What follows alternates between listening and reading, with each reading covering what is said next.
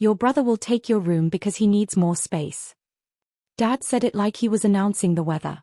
And before I could even breathe, Mom snapped. Agree or get out of this house.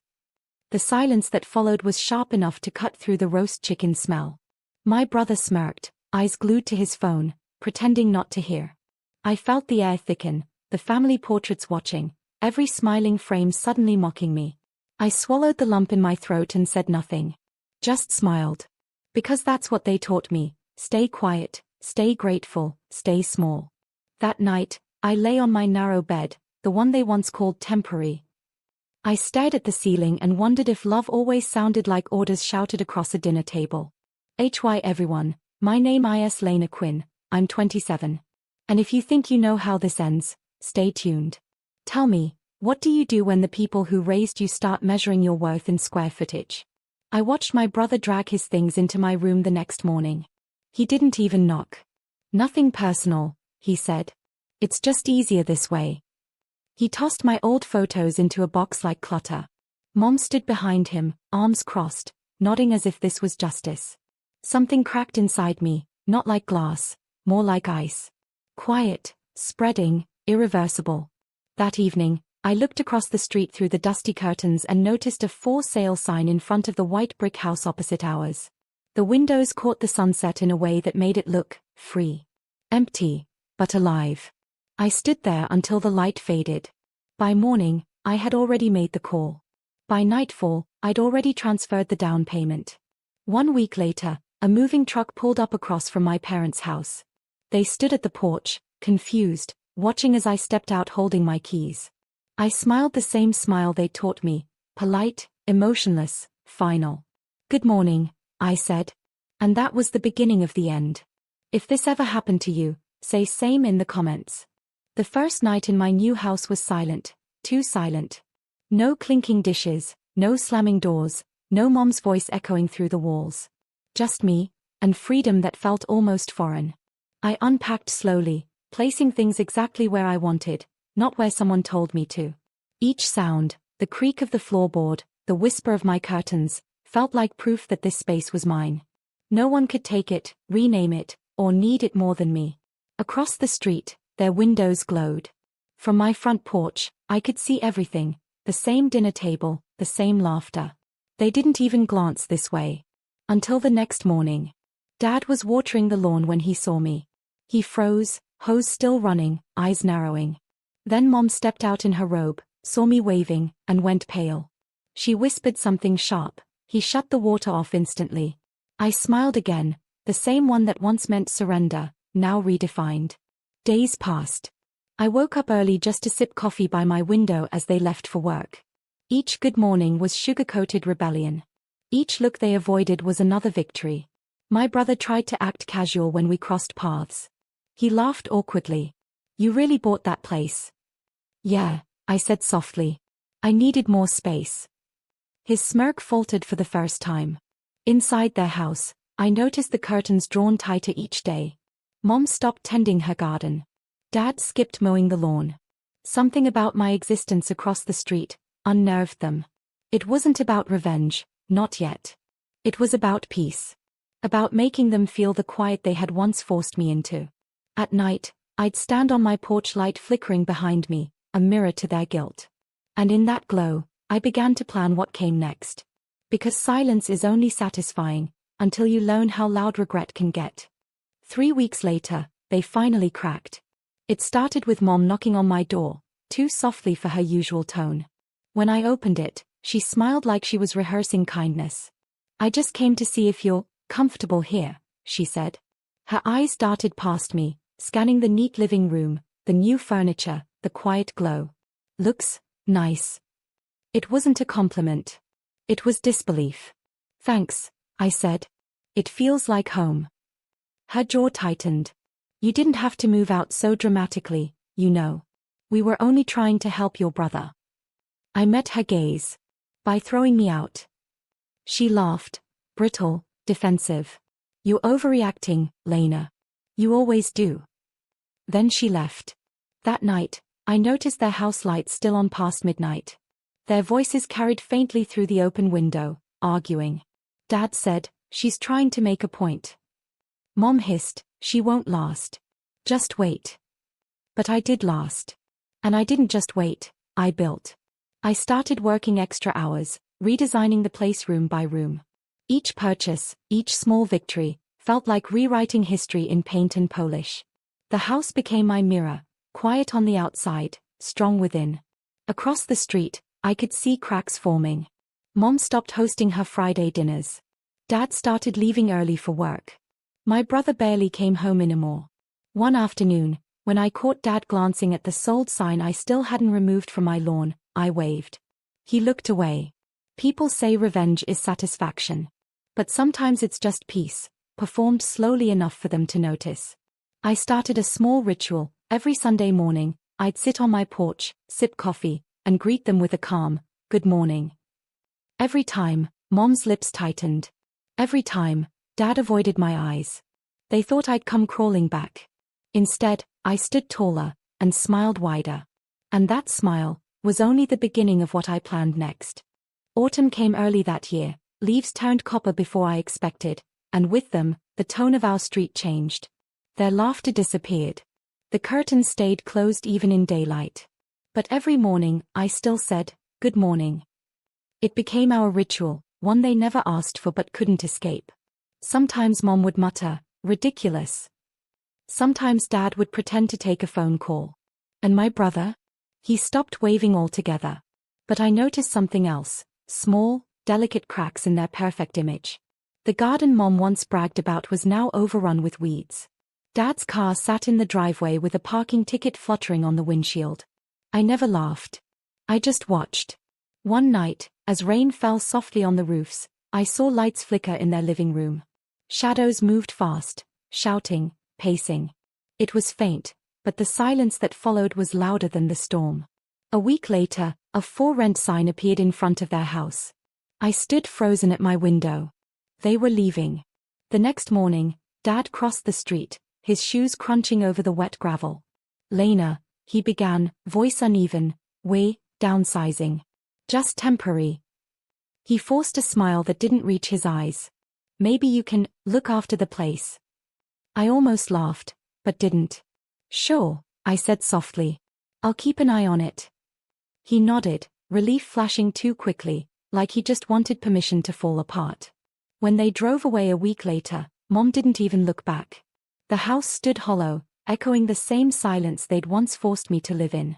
I walked across the street that night, stood on their empty porch, and touched the peeling paint. Funny, how the same walls that once held my humiliation now held my peace. And as the wind rustled through their forgotten garden, I whispered, good morning. Because sometimes revenge doesn't arrive with thunder. It arrives quietly, one sunrise at a time. For a while, peace felt almost too easy. I woke up in my new home, sunlight spilling over freshly painted walls, the smell of coffee filling the air.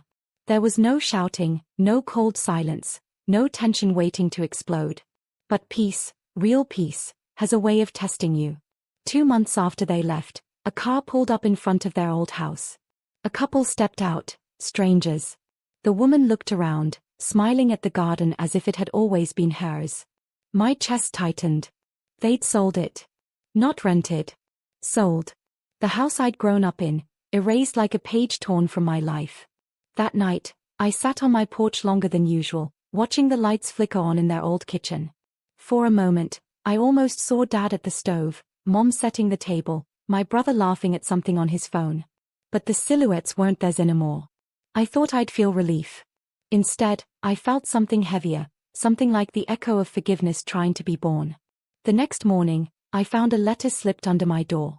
No envelope, just folded paper with Dad's handwriting. Lena. We're staying with your aunt for now. Things didn't work out the way we thought. Your mother's been quiet. She misses you. Take care of yourself. Dad. I read it 3 times. No apology. Just silence between the lines. I didn't reply. But that night, I turned off every light in my house and stood by the window. Across the street, their house glowed warm, new life moving inside. Mine glowed back, steady, alive, and unshaken.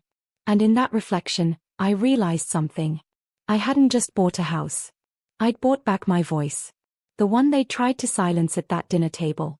The one that still whispered, softly but fiercely, "I'm home now."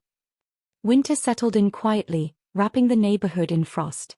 Each morning, my breath fogged against the cold glass as I looked across the street, at the life that used to be mine. But this time, there was no bitterness left. Only distance. One evening, while shoveling snow, I saw my brother walking up the road. He looked older, tired in a way arrogance can't hide. He hesitated before calling out, "Lena." I straightened, resting on the shovel. "Didn't think I'd see you here again," I said.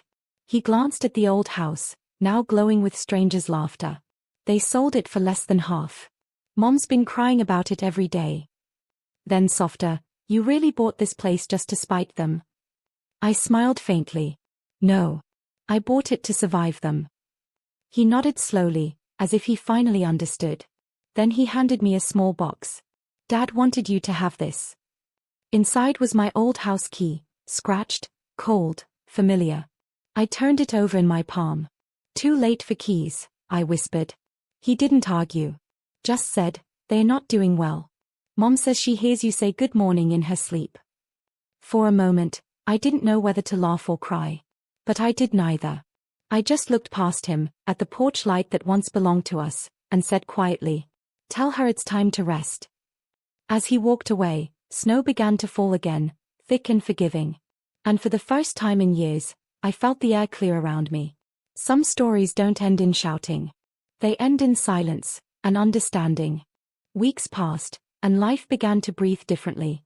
The mornings weren't about watching them anymore. They were about tending to my small world, the garden I planted where I once stayed, waiting for validation that never came. Each sprouting leaf felt like a conversation I never got to have. Every bloom whispered, "You made it without them." But peace, once again, didn't stay unchallenged. A letter arrived, this time from Mom. Her handwriting was shaky, the ink smudged near the edges. "Lena, I don't expect forgiveness. I just want you to know we're proud, even if we never said it. You turned out stronger than any of us imagined. I wish I'd been softer. Your father isn't well. If you can, please visit. Mom." I read it slowly, feeling the words bruise instead of heal. Part of me wanted to tear it up, to protect the version of myself that had finally stopped needing their approval. But another part of me, the one that still remembered childhood bedtime stories and Sunday pancakes, couldn't ignore it. The next day, I drove to my aunt's house, where they were staying. Mom opened the door, smaller now, older in the eyes, her voice barely a whisper. "Lena," she said, trembling, "you look so much like peace." Dad was in the living room, a blanket across his knees, staring at the muted television. He didn't say much, just a quiet, "You did well." It was the first time he'd ever said it. I didn't cry. I just sat there, between them, letting the weight of old battles dissolve into something softer. They weren't villains anymore. Just flawed people who didn't know how to love out loud. When I left, Mom followed me to the door. "Do you still say good morning to us?" she asked gently. I smiled. "Every day." And when I stepped back into the cold, I finally meant it. Sometimes revenge fades into grace. And grace, that's the loudest piece of all. Spring arrived like forgiveness, unannounced, but gentle. The snow melted, revealing new roots pushing through the soil of my garden. Everything I'd planted in silence was finally blooming, wild, imperfect, alive. One morning, while sipping coffee on the porch, I saw a small car pull up near my old house. A young family stepped out, laughter spilling from their open windows. The father lifted his daughter into the air, the mother twirled in the sunlight. It was the kind of joy I once dreamed of finding inside those same walls. And now, watching it from across the street, I felt peace. A week later, another letter arrived. This one, shorter. Dad passed quietly in his sleep. "Mom's staying with me now. She asked if she could visit you someday. Your brother." I set the paper down and looked at the house across the street. For the first time, it didn't look like a wound. It looked like a memory, faded, harmless, forgiven. That evening, I turned off my lights and walked to the porch. The sky burned orange, the same shade as the night I left. I whispered softly, "Good morning," to no one in particular, and yet, it felt heard. Then I went back inside and stood in front of the mirror. 4 years, I'd searched for their reflection in me, their approval, their acceptance. But the woman staring back was mine alone now. I picked up the old key my brother had returned. For a long time, I just held it, not out of nostalgia, but as proof. Proof that sometimes you lose everything before you finally belong somewhere. I walked to my front door, pressed the cold key against it, and whispered, "This is home."